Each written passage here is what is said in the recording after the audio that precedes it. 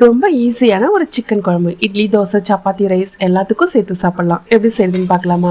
குக்கரில் 3 table spoon oil சேர்த்துக்கலாம். Spices add பண்ணிக்கலாம். 4 பச்சை மிளகாய், ஒரு கொத்து கருவேப்பிலை, 3 வெங்காயம் நான் மீடியம் சைஸில் ஃபைன் சாப் பண்ணி சேர்த்துக்கிறேன். வெங்காயம் நல்லா வதங்கின பிறகு 1.5 டேபிள் ஸ்பூன் இஞ்சி பூண்டு பேஸ்ட்டு சேர்த்துக்கலாம். 3 தக்காளி கிரைண்ட் பண்ணி சேர்த்துக்கலாம். தக்காளி நல்லா வதங்கி எண்ணெய் பிரிஞ்சு வந்துருச்சு. 1/4 டீஸ்பூன் மஞ்சள் தூள், 1.5 டேபிள் ஸ்பூன் தனி மிளகாய் தூள், 1 tablespoon chicken masala, 1 teaspoon garam masala, 1 tablespoon மல்லித்தூள், இதெல்லாத்தையும் சேர்த்து நல்லா மிக்ஸ் பண்ணிக்கலாம். 1 கிலோ சிக்கன் வாஷ் பண்ணி வச்சுருக்கேன். சேர்த்து நல்லா கலந்து விட்டுக்கலாம். குழம்புக்கு தேவையான உப்பு சேர்த்துடலாம்.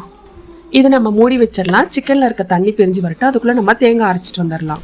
ஒரு மூடி தேங்காய், 1 டீஸ்பூன் சோம்பு, 1 டேபிள் ஸ்பூன் மிளகு, 1.5 டேபிள் ஸ்பூன் வறுக்கடலை, இதெல்லாத்தையும் சேர்த்து ஃபைன் பேஸ்ட்டாக அரைச்சி எடுத்துக்கலாம். சிக்கனில் இருக்க தண்ணி நல்லாவே பிரிஞ்சு வந்துருச்சு. இப்போ நம்ம அரைச்சதை இதோட சேர்த்துக்கலாம். தேவையான அளவு தண்ணி சேர்த்துக்கலாம்.